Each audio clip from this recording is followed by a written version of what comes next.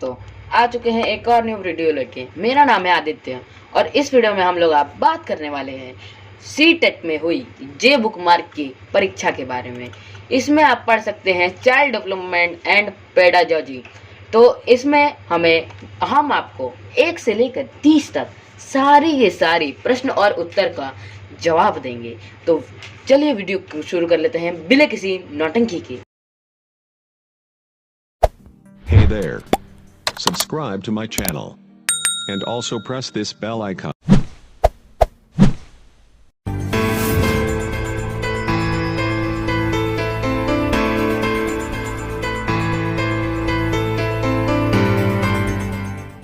तो इसमें पहला बताया गया है कि जीन पियाजे अपने संज्ञानात्मक विकास के सिद्धांत में संज्ञानात्मक संरचनाओं को डैश के रूप में वर्णित किया गया है। तो इसका सही उत्तर है स्कीमा या मनोबंध। चलिए शुरू करते हैं अपने दूसरे प्रश्न में। तो दूसरे में हमें बताया गया है कि जीन पियाजे संज्ञानात्मक के सिद्धांत में पूर्व सक्रियात्मक अवस्था विकास का मुख्य गुण क्या होता है। तो इसका तीसरा उत्तर सही है, जिसमें हमें साफ साफ दिखाई दिया है कि संरक्षण और पदार्थों के क्रमबद्ध करने की क्षमता। आते हैं अपने तीसरे प्रश्न की ओर।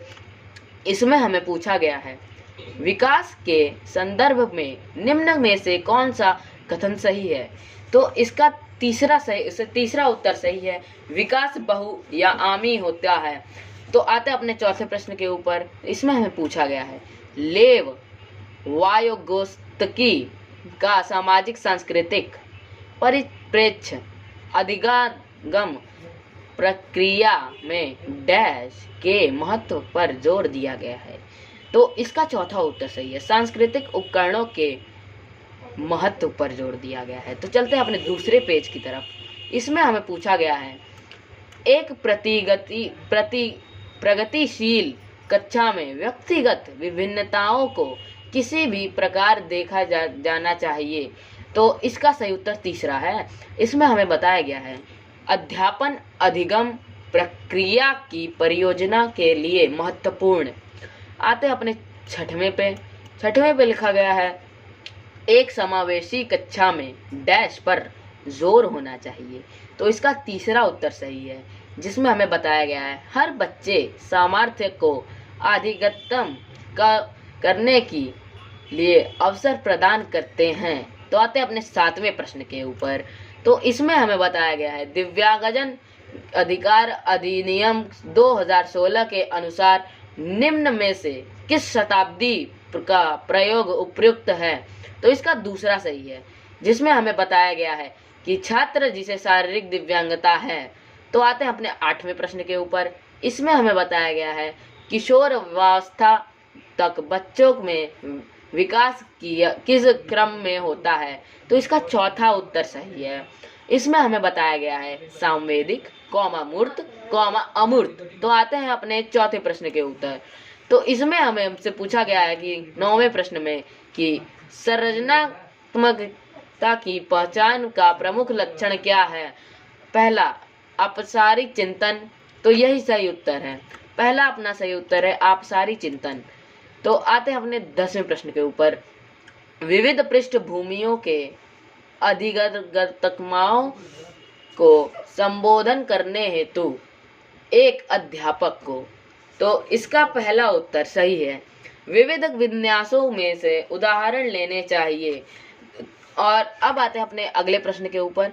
तो इसमें हमसे पूछा गया है कि समस्या के समाधानों में से क्षमताओं को किस प्रकार सुसाध्य किया जा सकता है। तो इसका चौथा उत्तर सही है, लगातार अभ्यास और कार्यान्वयन पर जोर देकर। तो आते हैं अपने 12वें प्रश्न के ऊपर। तो इसमें हमसे पूछा गया है कि अधिगम कठिनाइयों से जूझते छात्रों की जरूरतों को संबोधित करने के लिए अध्यापक को क्या नहीं करना चाहिए। तो इसमें हमें तीसरा सही है। इसमें हमें बताया गया है कि शिक्षा शास्त्र और आंकलन की जटिल संरचनाओं का प्रयोग। तो आते हैं अपने अगले प्रश्न के ऊपर। तो इसमें हमें पूछा गया है शर्मिंदगी। तो इसका साफ अर्थ है का शर्मिंदगी का संज्ञान पर नकारात्मक प्रभाव पड़ सकता है। तो इसका पहला उत्तर सही है। अब आते हैं अपने 14वें प्रश्न के ऊपर। तो इसमें हमें पूछा गया है, निम्न में से अध्यापन अधिगतता का सबसे प्रभावशाली माध्यम कौन सा है? तो इसका पहला उत्तर सही है, संकल्पनाओं के बीच में संबंध खोजना। तो हम इस पर पहला टिक लगाएंगे। तो आते हैं अपने 15वें प्रश्न के ऊपर। एक अध्यापिका को दिए गए किसी कार्यकलापों में छात्रों की विभिन्न त्रुटियों का विश्लेषण करना चाहिए, क्योंकि तो इसका पहला उत्तर सही है। इसमें हम देखा जा सकता है कि त्रुटियों की समझ अध्यापन अधिगमता की प्रक्रिया के अर्थपूर्व होता है। आते हैं अपने 16वें प्रश्न के ऊपर।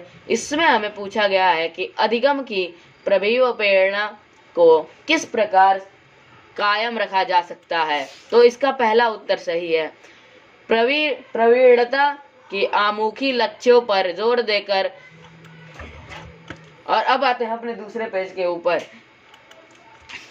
तो इसमें हमें पूछा गया है कि अधिगम में सर्वोच्च अवस्था कौन सी है? तो इसमें हमारा दूसरा प्रश्न का उत्तर सही है। तो संतुलित उत्तेजना, कोई भय नहीं। तो इसमें हमें दूसरा को टिक लगाना है।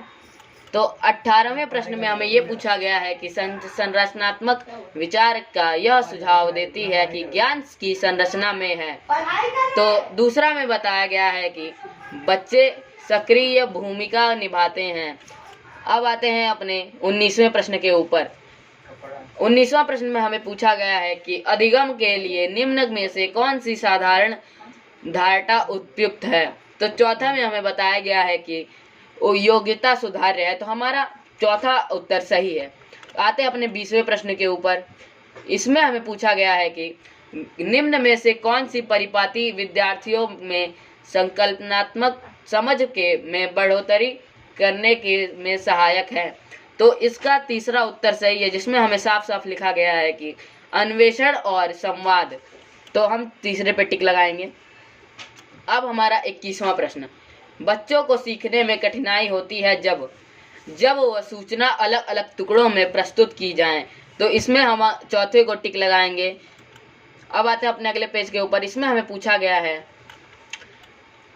मूल्यांकन पद्धतियों का लक्ष्य होना चाहिए। तो इसका दूसरा सही है, विद्यार्थियों की ज़रूरत एवं आवश्यकताओं की पहचान। अब आते हैं अपने 23वें प्रश्न के ऊपर। इसमें हमें पूछा गया है कि बच्चों के विकास के व्यक्तिगत विभिन्नताओं को किस प्रकार से परिप्रेक्षित किया जा सकता है? तो इसमें हमारा तीसरा प्रश्न का उत्तर सही है, आनुवंशिकता एवं पर्यावरण की पर्यावरणिकता पर। अब आते हैं अपने 24वें प्रश्न के ऊपर। इसमें हमें पूछा गया था, एक कार्य के दौरान सायना स्वयं ए से बात कर रही है कि वह कार्य पर किस प्रकार प्रगति कर सकती है। लेव वायगोस्तिक के भाषा और चिंतन सोच के बारे में दिए गए विचारों के अनुसार इस तरह का व्यक्तिगत वाक्य क्या दर्शाता है? तो दूसरा का इसका उत्तर दूसरा सही है, आत्म केंद्रिता।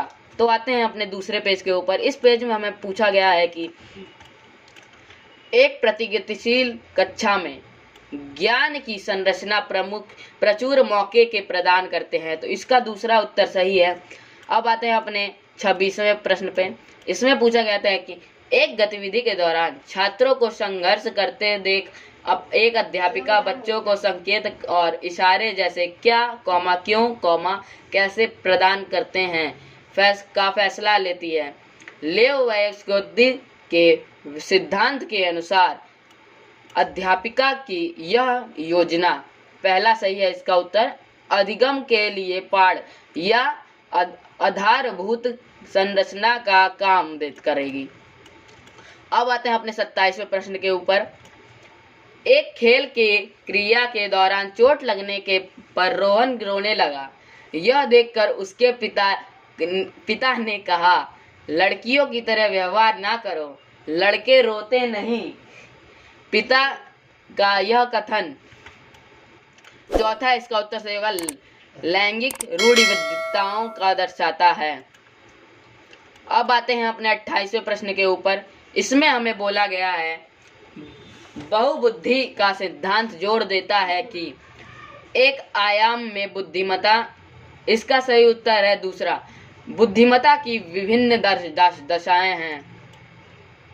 29वां प्रश्न हमें यह पूछता है कि लॉरेंस कोलबर्ग के सिद्धांत के अनुसार किसी कार्य को इसलिए करना चाहिए क्योंकि दूसरे इसे स्वीकृति देते हैं, नैतिक विकास के डैश चरण को दर्शाता है। तो इसका उत्तर पहला सही होगा, प्रथागतः। 30वां प्रश्न हमसे पूछा गया है, बच्चों के समाजीकरण के संदर्भ में निम्न में से कौन सा कथन सही है? तो इसमें हमें चौथे को टिक लगाना है।